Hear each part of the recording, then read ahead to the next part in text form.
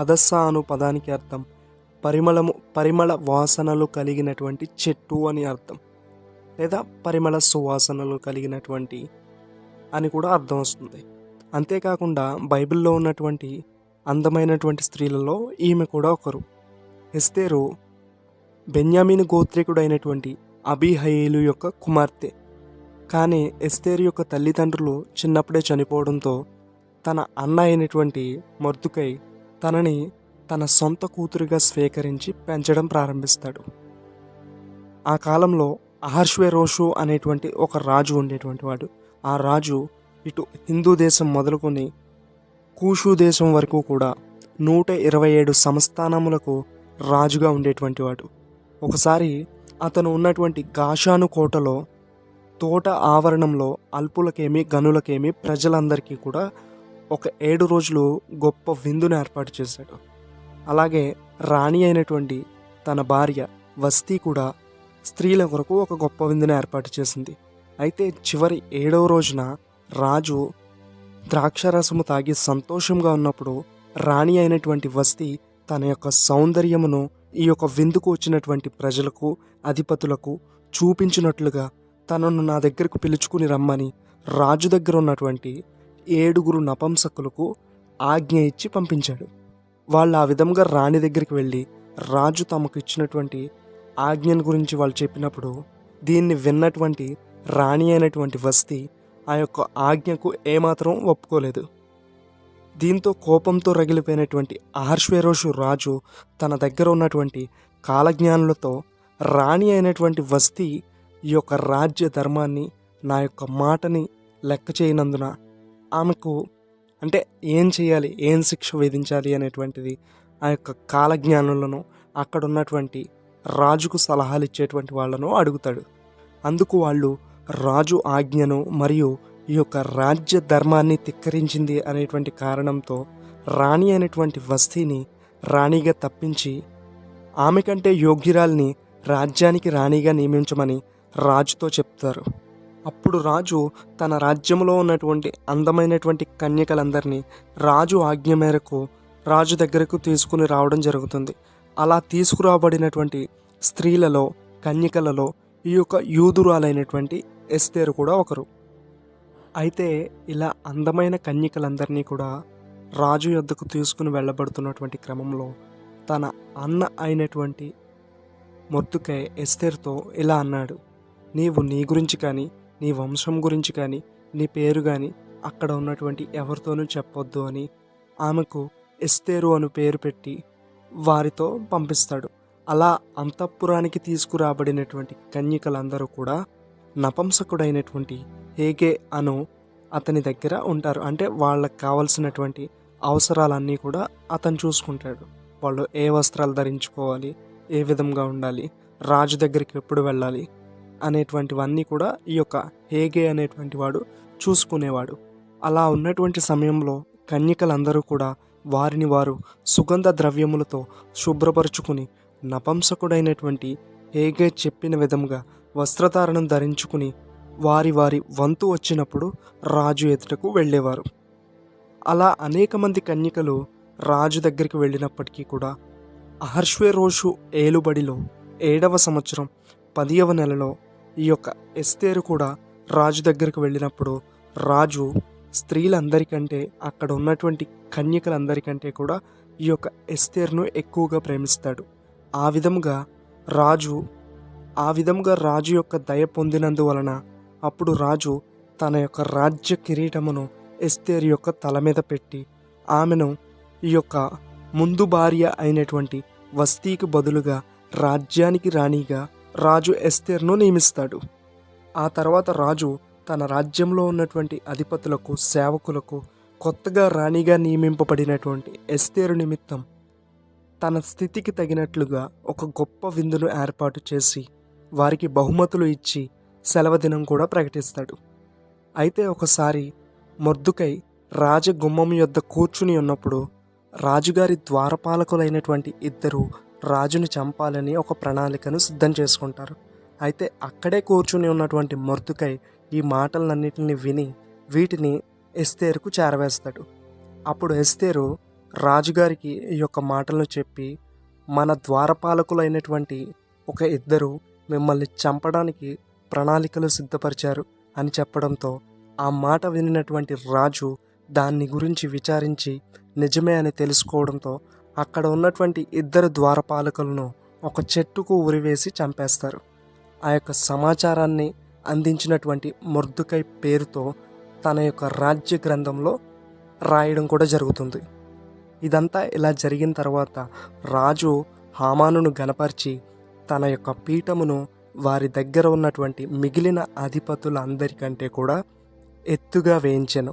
దాని కారణంగా రాజు యొక్క ఆజ్ఞకు లోబడి రాజు దగ్గర ఉన్నటువంటి సేవకులందరూ కూడా ఈ యొక్క హామానుకు మోకాళ్ళు వేసి నమస్కారం చేసేటువంటి వారు. అంటే ఒక రకంగా చెప్పాలంటే రాజు తర్వాత హామానుకు ఈ యొక్క మిగిలిన వాళ్ళందరూ కూడా లోబడేటువంటి వారు.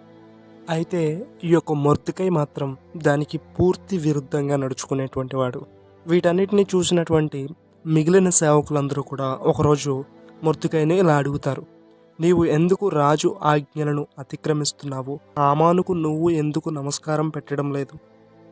ఎందుకు నీవు అతనికి లోబడడం లేదు అని అనేక సార్లు అడిగినప్పటికీ కూడా మొర్దుకై వారిని ఏమాత్రం లెక్క చేయడు. అలా చివరికి ఆ విషయం హామాను దగ్గరికి వెళ్ళింది. అతడు యూదుడు గనుక మీకు నమస్కారం పెట్టడని వారు హామానుతో చెప్పడంతో ఆ మాట విన్నటువంటి హామాను ఎంతగానో కోప్పడి, నిన్ను చంపడం నాకు స్వల్పకాలమైనటువంటి పని, అయితే నేను అలా చేయను. ఈ రాజ్యంలో ఉన్నటువంటి నీ జనులైనటువంటి యూదులందరినీ చంపాలని ఒక అతి ఘోరమైనటువంటి పన్నాగాన్ని పన్నుతాడు.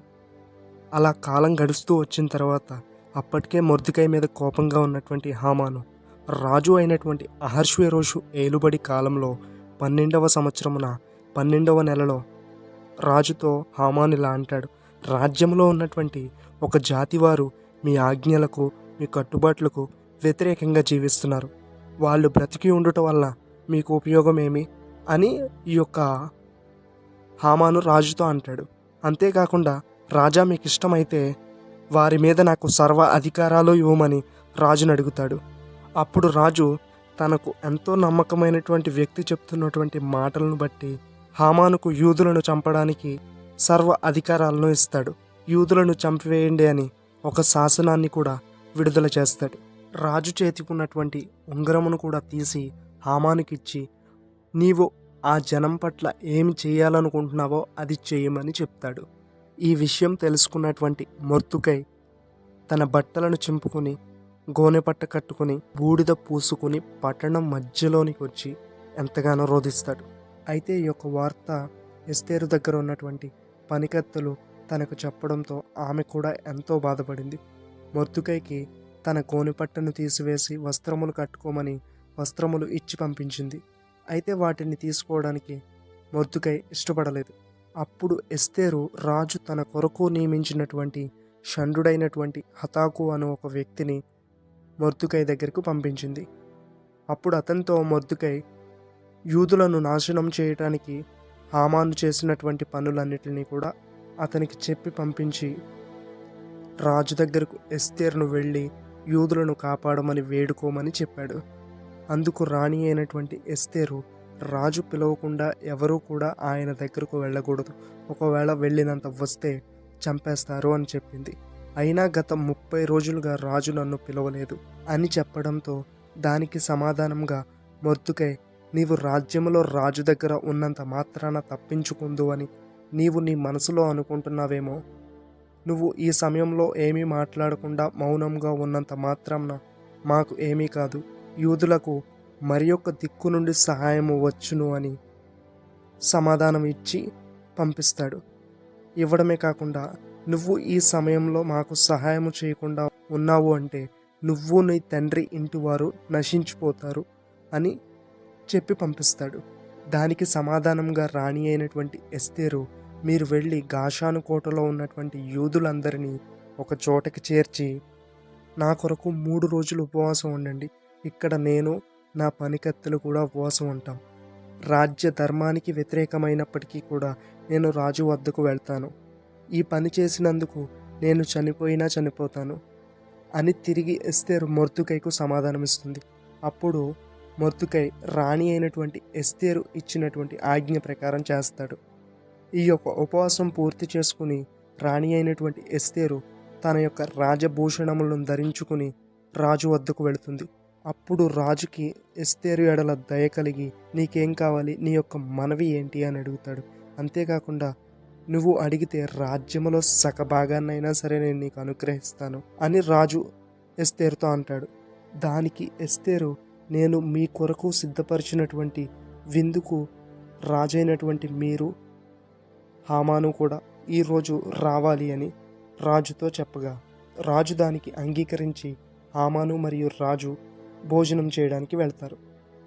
విందుకు వచ్చినటువంటి రాజు, నీ కోరిక ఏంటి, నీ మనవి ఏంటి అని మళ్ళీ అడుగుతాడు. అప్పుడు దీనికి బదులుగా ఎస్తేరు, రాజా, నా ఎడల మీకు దయ కలిగినట్లయితే రేపు కూడా ఇదే విధముగా రాజుగారైనటువంటి మీరు, హామాను కూడా నేను ఏర్పాటు చేసినటువంటి విందుకు రావాలని కోరుతుంది.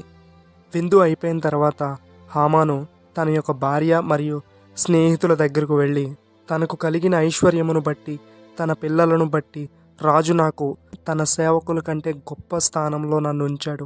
అంతేకాకుండా రాణి నన్ను మరియు రాజుగారిని మాత్రమే విందుకు ఆహ్వానించింది అని ఎంతో సంతోషంతో వారి యొక్క భార్యతో ఈ మాటలన్నిటినీ కూడా పంచుకుంటూ ఉంటాడు. అదే సమయంలో నేను రాజ్యంలో ఎంత గొప్ప స్థితిలో ఉన్నప్పటికీ కూడా ఒక యూదుడైనటువంటి మొర్దుకై విషయంలో అతను ప్రవర్తించే తీరు విషయం నాకు నచ్చడం లేదు అని వారి యొక్క భార్యతోనూ స్నేహితులతోనూ చెప్పినప్పుడు మొర్దుకైని చంపడానికి ఒక ఆలోచనను ఇస్తారు. అదేంటి అంటే, ఒక 50 అడుగులు ఉన్నటువంటి ఉరి కొయ్యను ఒకటి ఏర్పాటు చేయి, దాని మీద ఉరి తీయబడినట్లుగా రేపు రాజుగారితో నీవు ఒక మాట చెప్పి ఆ విధముగా ఈ యొక్క మొర్దుకైని చంపేయమని చెప్తుంది. వాళ్ళు ఇచ్చిన సలహా మేరకు ఒక 50 అడుగుల ఉరి కొయ్యను తీసి సిద్ధపరిచి ఉంచుతాడు. అదే రోజు రాత్రి రాజైనటువంటి అహష్వేరోషుకు నిద్ర పట్టని కారణంగా తన రాజ్యపు సమాచార గ్రంథాన్ని తీసుకుని వచ్చి తన ముందు చదవవలసిందిగా ఆజ్ఞ వేశారు.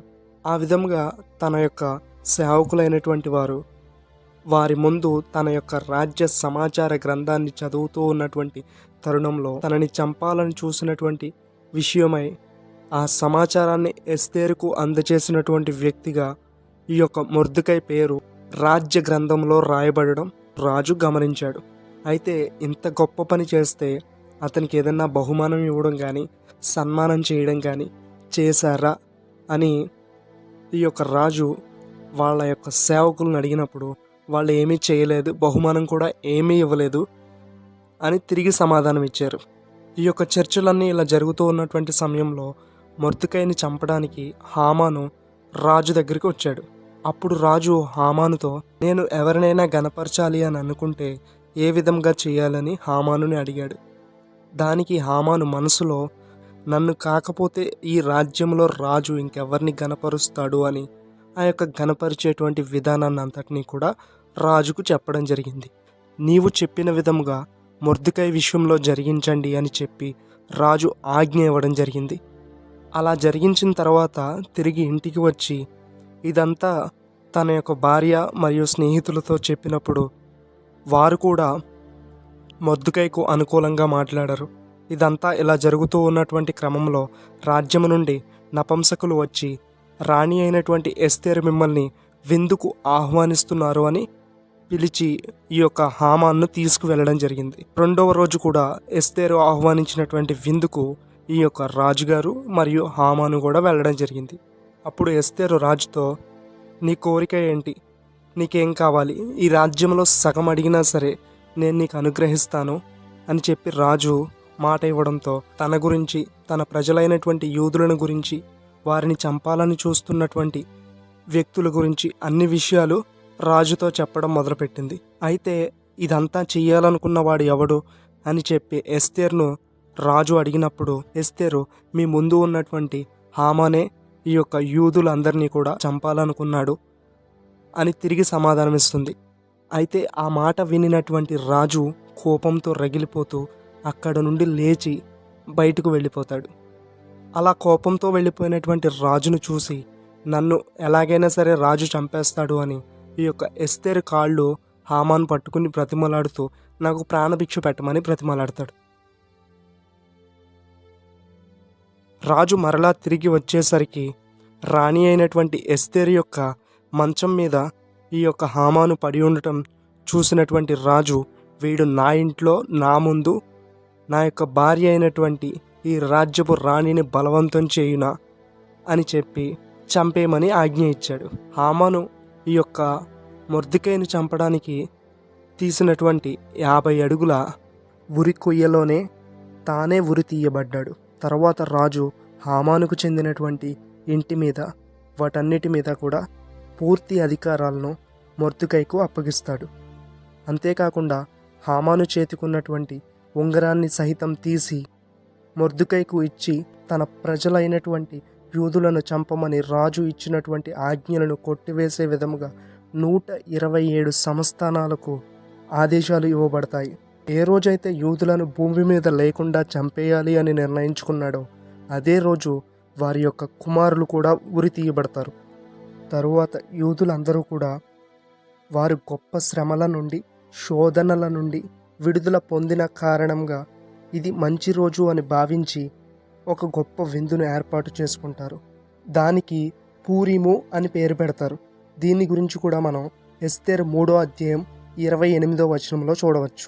ఆ విధముగా ఎస్తేరు తన యొక్క వంశము వారి నిమిత్తము, తన యొక్క ప్రజల నిమిత్తము ఎంత గొప్ప స్థాయికి వెళ్ళినప్పటికీ కూడా తల్లిదండ్రులను కోల్పోయి అనాథగా ఉన్నటువంటి ఆమెను తన అన్న అయినటువంటి మొర్దెకై ఎలా అయితే చేరదీసి చిన్నప్పటి నుంచి ఎలా అయితే పెంచాడో ఆ యొక్క విశ్వాసాన్ని ఉంచుకొని ఎంత ఎదిగినప్పటికీ కూడా దేవుని యొక్క వాక్యానుసారంగా జీవిస్తూ దేవుని యొక్క కృపను పొందినటువంటి స్త్రీగా మనం ఆమెను గురించి బైబిల్లో చూడవచ్చు.